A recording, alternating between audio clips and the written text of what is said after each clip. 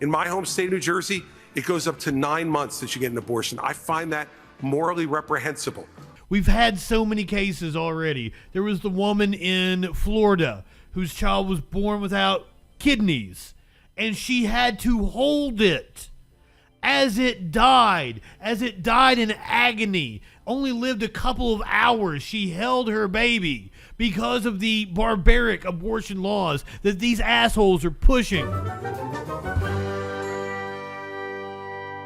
Conservative lawyers have been arguing that the federal government should have absolutely nothing to do with this issue constitutionally because it's nowhere in the Constitution. And then Dobbs comes and we finally gain that victory, which was the creation of a constitutional right out of thin air that didn't exist. And now we have people running to say, let's short circuit the states from doing what they need to do, and let's go right to some type of federal ban at a certain number of weeks. And people on the stage have been all over the place, 20 weeks, 15 weeks, 12, 6. Look, the Frowners were really smart. And this is an issue that should be decided in each state. And I trust the people of this country, state by state, to make the call for themselves. Now, it's going to lead to a lot of divergence. In Oklahoma, you can't get an abortion unless the life of the mother is at risk.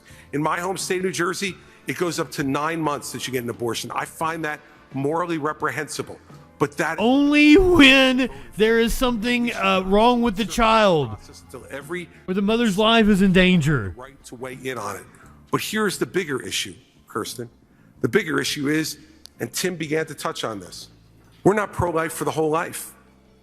To be pro-life for the whole life means that the life of a 16-year-old drug addict on the floor of the county lockup is precious, and we should get treatment for her to restore her life.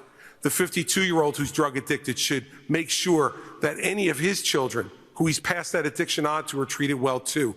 Pro-life's not just in the womb, Kirsten. It's for the whole life. All right, Governor, thank you. I think they know this. We're going to take a final break, and when we come back, we'll hear from all of you with your closing statement. I think they know that, and I always point to we've had so many cases already. There was the woman in Florida whose child was born without kidneys, and she had to hold it as it died in agony. Only lived a couple of hours. She held her baby because of the barbaric abortion laws that these assholes are pushing. The woman in Texas whose child was born without a skull and had to hold her child as it died in her arms. That is barbaric.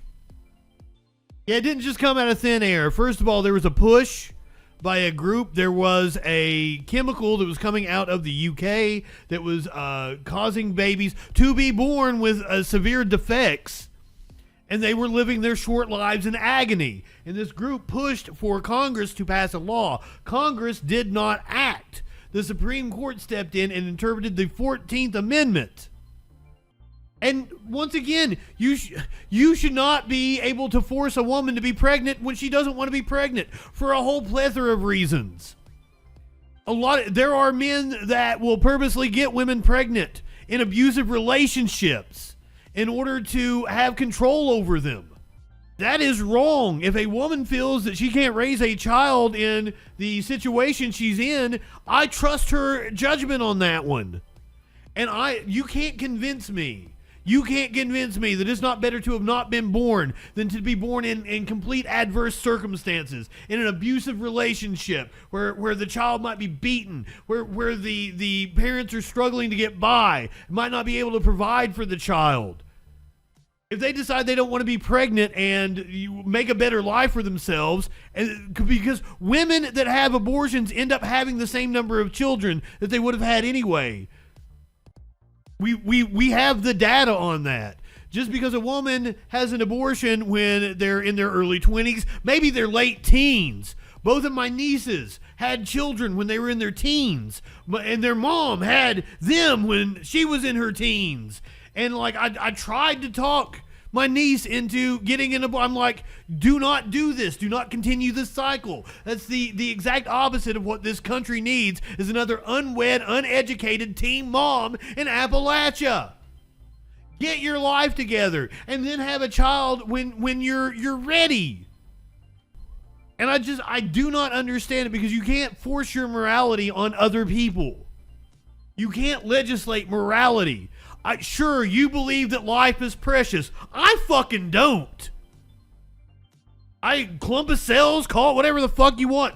We do not treat life as if it's precious in this country. Look at the infant mortality rate. Look at the way we do education. Look at the way we send them to die in war. So fuck all about life being precious.